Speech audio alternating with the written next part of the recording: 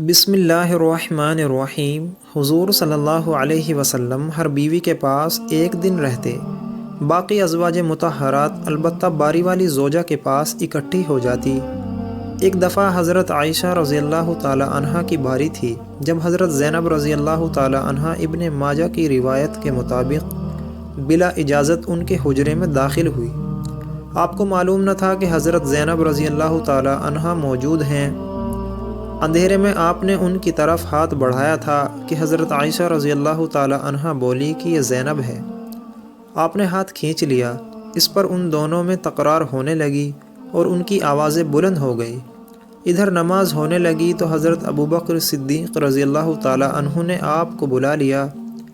حضرت عائشہ بولی ابھی نماز ادا کرنے کے بعد میرے والد مجھے خوب ڈانٹیں گے، اور ایسا ہی ہوا۔ حضرت ابوبکر صدیق رضی اللہ تعالی عنہ انہیں سختی سے ڈانٹا کہ تم حضور صلی اللہ علیہ وسلم کے سامنے اس طرح بولتی ہو۔ ایک بار رسول اللہ صلی اللہ علیہ وسلم حضرت عائشہ رضی اللہ تعالی عنہا کے پاس آئے تو انہوں نے پوچھا کہ آج کہاں رہے؟ فرمایا اے حمیرہ، ام سلمہ کے پاس تھا۔ کہا ام سلمہ سے آپ کا جی نہیں بھرتا؟ مجھے بتائیں، اگر آپ ایک وادی کے دو کنارے پر اترے، ایک سے گھاس چرا لی گئی ہو اور دوسرے کنارے پر کوئی گھاس کھانے والا نہ آیا ہو، آپ جانور کو کہاں چرانا چاہیں گے؟ فرمایا وہ جس کا سبزہ چکھا نہ گیا ہو۔ میں آپ کی دوسری عورتوں کی طرح نہیں، میرے علاوہ ہر عورت دوسرے مرد کے پاس رہی ہے۔ تو حضور صلی اللہ علیہ وسلم مسکرا دیے۔ شہروم مقوقس نے رسول اللہ صلی اللہ علیہ وسلم کو ایک قبطی باندی ہدیہ کی۔ حضرت عائشہ رضی اللہ تعالی عنہا کہتی ہیں کہ وہ حاملہ ہوئی تو مجھے پریشانی لگ گئی۔ ابراہیم کی ولادت ہوئی لیکن ماریا کو دودھ نہ آتا تھا۔ آپ نے بچے کے لیے دودھ دینے والی بھیڑ خریدی جس کا دودھ پی کر موٹا اور سرخ و سفید ہو گیا۔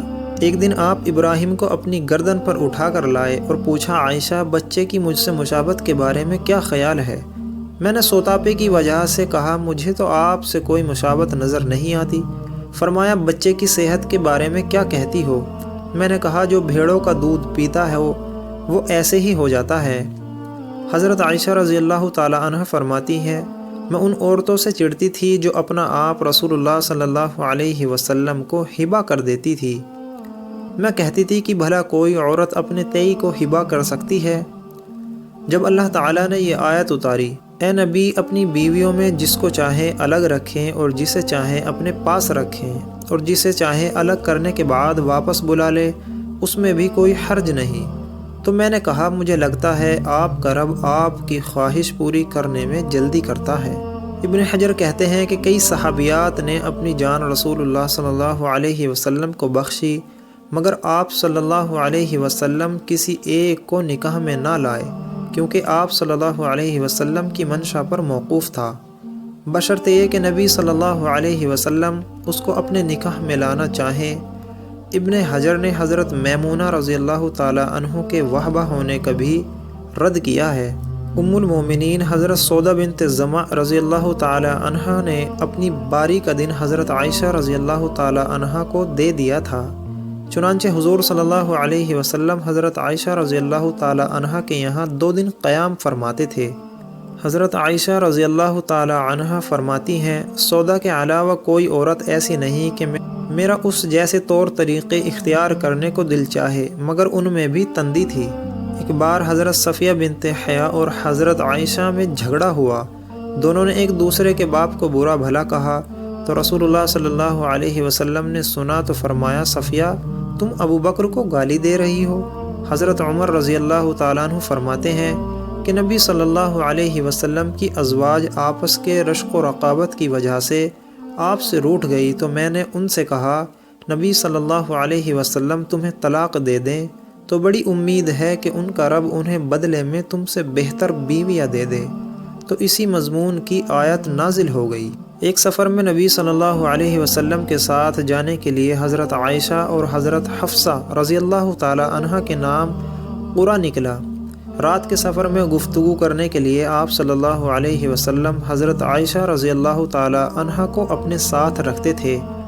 حضرت حفصہ رضی اللہ تعالی عنہ کو اس پر رشک آیا اور انہوں نے حضرت عائشہ رضی اللہ تعالی عنہ سے کہا تم میرے اونٹ پر سوار ہو جاؤ اور میں تمہارا اونٹ پکڑ لیتی ہوں، دیکھتی جاؤ کیا بنتا ہے۔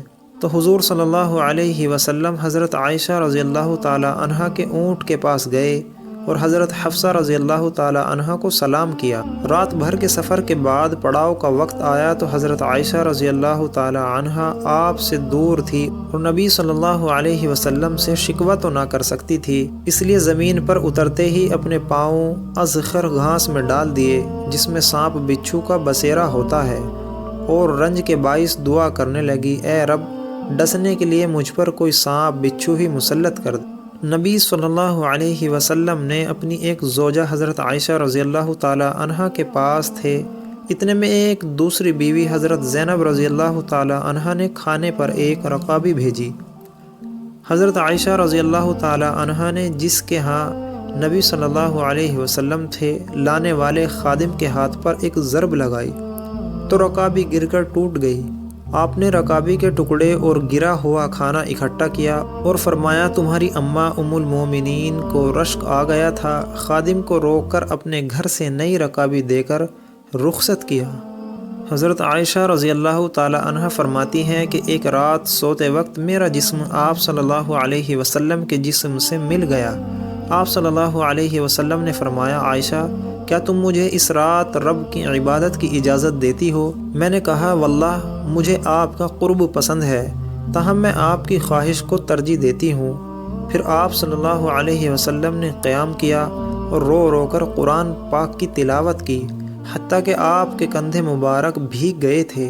آپ صلی اللہ علیہ وسلم بیٹھ کر تلاوت کرتے رہے، حتیٰ کہ آپ صلی اللہ علیہ وسلم کے پہلو آنسوؤں سے تر ہو گئے۔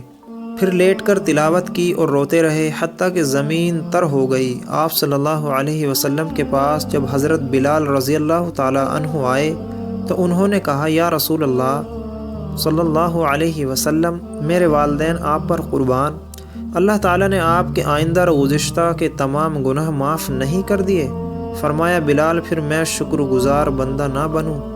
اللہ تعالیٰ نے مجھ پر اس رات یہ آیت نازل فرمائی، یعنی آسمان و زمین کی پیدائش میں دن رات کی گردش میں اہل عقل کے لیے نشانیاں ہیں، جو اللہ کا ذکر کھڑے بیٹھے اور لیٹے ہر حال میں بجا لاتے ہیں، اور وہ زمین و آسمان کی پیدائش پر غور و فکر کرتے ہیں اور کہتے ہیں کہ اے ہمارے پروردگار، تو نے یہ سب کچھ باطل پیدا نہیں کیا، ہمیں آگ کے عذاب سے نجات عطا فرما۔